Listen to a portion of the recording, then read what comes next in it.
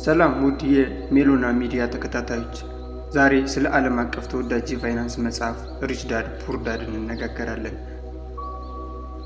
ብዙ ሰዎች በሕይወታቸው ጠንክረው ይሰራሉ፣ ነገር ግን የገንዘብ ችግር ከነሱ አይርቅም። አንዳንዶች ደግሞ ከፍተኛ ደሞዝ ባይኖራቸውም በጊዜ ሂደት ግን ሀብታም ይሆናሉ። ይህ ለምን የሚሆን ይመስላችኋል? መልሱ በገንዘብ ላይ ባለ አስተሳሰብ ለውጥ ውስጥ እናገኘዋለን። የዚህ መጽሐፍ ደራሲ ሁለት አባቶች እንዳሉ ይነግረናል። አንዱ የድሃ አባት ሲሆን በትምህርት የተሳካ ጥሩ ስራ ያለው ነገር ግን በገንዘብ ችግር የሚኖር ነው። ሌላኛው ደግሞ ሀብታም አባት ነው። ከፍተኛ የትምህርት ደረጃ ባይኖረውም በገንዘብ አያያዝ በጣም የተሳካለት የሚባል ሰው። ዛሬ ከእነዚህ ሁለት አስተሳሰቦች እንመለከታለን። ትምህርት 1 ሀብታሞች ለገንዘብ አይሰሩ። ይህ ማለት ብዙ ሰዎች ሲያደርጉት የሚሰሙት አንድ ነገር አለ። ጠንክረህ ተማር፣ ጥሩ ስራ ታገኛለህ፣ ከፍተኛ ደሞዝ ይኖርሃል። ይህ ነገር መጥፎ ምክር ባይሆንም፣ ነገር ግን ሀብታም አባት ከዚያ የተሻለ አስተሳሰብ አለው። እሱም እንዲህ ይለናል፣ ገንዘብ ለእናንተ እንዲሰራ አድርግ። ለምሳሌ በወር 10,000 ብር የምታገኝ ከሆነ ሁሉንም ብታወጣው ሁልጊዜ መስራት ይኖርብሃል። ነገር ግን ከደሞዝ የተወሰነ ክፍል በንብረት ውስጥ ብታስገባ እነዚያ ንብረቶች ተጨማሪ ገቢ ሊያመጡልህ ይችላል ይለናል የመጽሐፉ ዋና ርዕስ። ይህ ነው የሀብታሞችም አስተሳሰብ። ትምህርት 2 ንብረትና ዕዳ ያለውን ልዩነት ማወቅ። መጽሐፉን በጣም ታዋቂ ያደረገው ሀሳብ ይህ ነው። ንብረት ምንድን ነው? ዕዳስ እንደዚያው ምንድን ነው? ሀብታም አባት ቀላል መልስ ይሰጠናል። ንብረት በኪስ ውስጥ ገንዘብ የሚያስገባ ነገር ሲሆን፣ ዕዳ ደግሞ ከኪስ ውስጥ ገንዘብ የሚያወጣ ነገር ነው። ለምሳሌ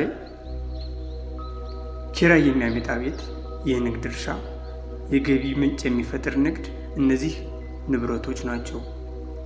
በሌላ በኩል ደግሞ በብድር የተገዛ ዕቃ፣ በየወሩ ወጪ የሚጨምር ነገር ዕዳዎች ይባላሉ።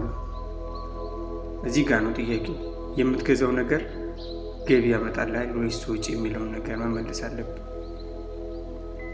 ትምህርት 3 የፋይናንስ ትምህርት አስፈላጊ ነው ይለናል የመጽሐፉ። በትምህርት ቤት ብዙ ነገሮች እንማራለን። ለምሳሌ እንደ ሂሳብ፣ ሳይንስ፣ ታሪክና ቋንቋ ያሉትን። ነገር ግን ገንዘብ እንዴት መቆጣጠር እንደሚገባ ብዙ ጊዜ አያስተምሩንም። ሰዎች ከፍተኛ ደሞዝ ያገኛሉ፣ ነገር ግን ወሩ ሳያልቅ ገንዘባቸው ያልቃል። ይህ ለምን የሚሆን ይመስላችኋል?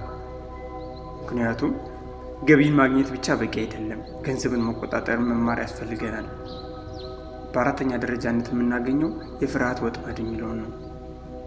ይህ ማለት ብዙ ሰዎች በፍርሃት ይመራሉ፣ ስራቸውን እንዳያጡ፣ ደሞዛቸው እንዳይቀነስ፣ ወይንም ሰዎች ምን ይሆናል ብሎ በማሰብ። ይህ ፍርሃት ብዙውን ጊዜ እድሎች እንዳናይ ያደርገናል። ሀብታም አባት ግን እንዲህ ይለናል፣ ስህተትን መስራት አትፍራ። ሁሉም የተሳካላቸው ሰዎች በሆነ ጊዜ ተሳስተው ነው እዚህ የደረሱት። ነገር ግን ከስህተታቸው ታርመው አሁን ያሉበት ቦታ ሊደርሱ ችለዋል።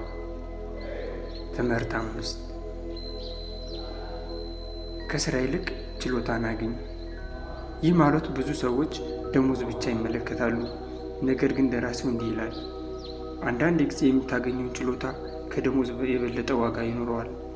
ማለትም እንደ ሽያጭ መማር፣ አመራርነትን መማር፣ ግንኙነትን መፍጠር፣ የንግድ እውቀትን ማግኘት፣ እነዚህ ችሎታዎች ለረጅም ጊዜ ይጠቅማሉ በራሳችን ቢዝነስ።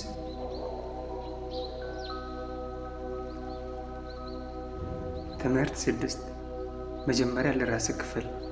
ማለትም አብዛኛው ሰው ደሞዝ ሲቀበል ለቤት ኪራይ፣ ለምግብ፣ ለልብስ እና ለሌሎች ወጪዎች ያደርገዋል።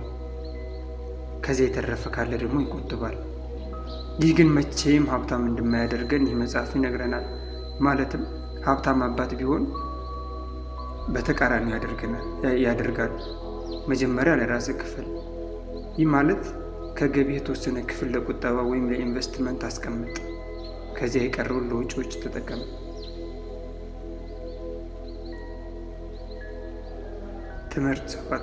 ትምህርት 7 ሀብታም ሰዎች እድልን ያያሉ። ማለትም አብዛኛው ሰው ችግር ያያል። ሀብታሞች ግን በችግር ውስጥ ሆነው እንኳን እድልን ይመለከታሉ። ሁለት ሰዎችን አንድ ቦታ ላይ ብታስቀምጣቸው አንድ አይነት ነገር ሊያዩ ይችላሉ። አንዱ የማይቻል ነው ሊልህ ይችላል፣ ሌላኛው ደግሞ እንዴት ሊቻል ይቻላል ብሎ ይጠይቃል። ይህ የአስተሳሰብ ልዩነት ነው ድሃና ሀብታም የሚያደርገን። በስምንተኛ ደረጃነት የምናገኘው የገንዘብ ችግር ብዙ ጊዜ የአስተሳሰብ ችግር ነው ይለናል ይህ ሪች ኦር ፑር ዳድ የሚል መጽሐፍ። ብዙ ሰዎች እንደምንሰማቸው ገንዘብ የለንም ይላሉ። ሀብታም አባት ግን እንዴት ላገኝ ብሎ ራሱን ይጠይቃል። የመጀመሪያው አእምሮ ማለትም ገንዘብ የለኝም የሚለው አእምሯችንን ይዘጋዋል። ሀብታም አባት የሚነግረን ግን እንዴት ላገኝ የሚለው ሁለተኛው ጥያቄ አእምሯችንን እንዲያስብ እንዲያሰላስልና አርቆ በእቅድ እንዲመራ ያደርግልናል። እያንዳንዱንም መንገድ መፈለግ ይጀምራል። አእምሯችንን ጥያቄ መጠየቅ በምንጠይቀው ሰዓት።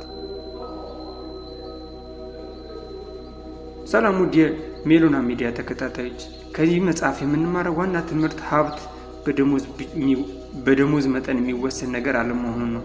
ማለትም ሀብት የሚገነባው በትክክለኛ አስተሳሰብ፣ በፋይናንስ እውቀት፣ በንብረት ግንባታ፣ በትዕግስት እና በቀጣይነት ነው።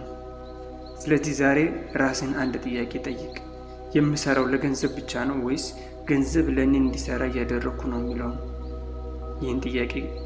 ይህን ጥያቄ መመለስ የፋይናንስ ነፃነት ጉዞውን ሊጀምር ይችላል። እስካሁን ስላዳመጣችሁኝ አመሰግናለሁ። አብሬያችሁ የነበርኩት እኔ ጌትነት ነኝ። እስከሚቀጥለው ዝግጅት ድረስ ሰላም ሁኑልኝ። ሰብስክራይብ ማድረግ እንዳይረሳ።